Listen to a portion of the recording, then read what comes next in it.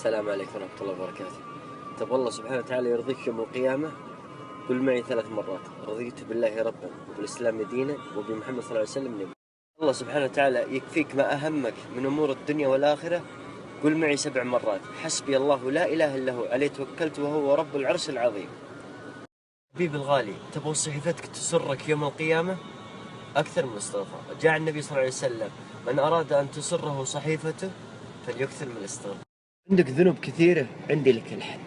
في 3 دقائق بإذن الله أن الله يغفر ذنوبك. من قال سبحان الله وبحمده 100 مرة غفرت ذنوبه لو كانت مثل زبد. أدري أنك تخاف من عذاب الله سبحانه وتعالى، تبغى الله سبحانه ما يعذبك. اسمع هذه الآية: وما كان الله معذبهم وهم يستغفرون. الله سبحانه وتعالى يحرم جسدك على النار.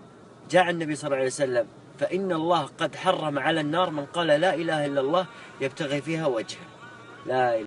الله سبحانه وتعالى يحب كلمات وأحب الكلام إليه: سبحان الله والحمد لله ولا إله إلا الله والله أكبر. كررها.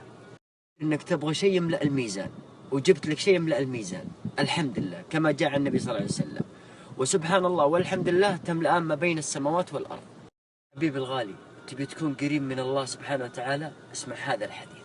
جاء النبي صلى الله عليه وسلم: أقرب ما يكون العبد من ربه وهو ساجد. من أقوال علي بن أبي طالب رضي الله عنه قول جميل يقول: عجبت لمن يهلك ومعه النجاة. قيل: وما هي النجاة؟ قال: الاستغفار. يكون يوم القيامة من أفضل عباد الله سبحانه وتعالى. اسمع هذا الحديث. جاء النبي صلى الله عليه وسلم: أفضل عباد الله يوم القيامة الحمادون. حبيت أوصل لك معلومة. جاء النبي صلى الله عليه وسلم أن الله يبسط يديه بالليل ليتوب مسيء النهار، ويبسط يديه بالنهار ليتوب مسيء الليل، فلا تقنطوا رب